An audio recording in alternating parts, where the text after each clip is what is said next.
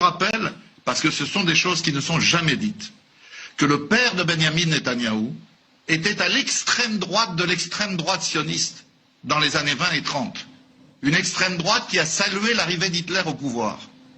Le fils de Netanyahou a offert son visage pour une affiche du parti néo-nazi allemand AfD.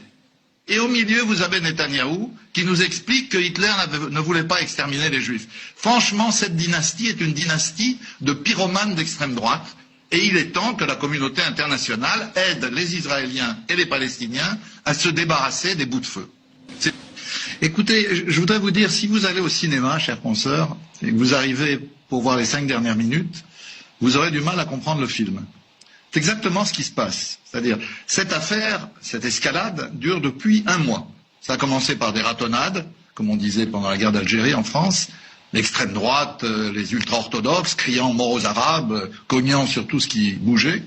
Ensuite, on a eu le député fasciste Itamar Ben-Gvir qui s'est agité pour essayer d'accélérer le vol de 13 maisons palestiniennes à Sherjara.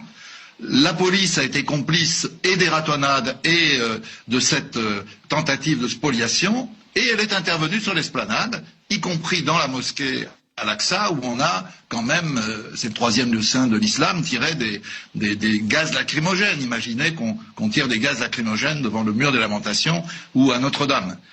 Et donc, c'est à ce moment-là qu'effectivement, le Hamas répond par des tirs de missiles sur Jérusalem, et tout cela coïncide, pour tout arranger, avec le Ramadan, d'un côté, et la fête des Israéliens pour l'annexion de Jérusalem-Est.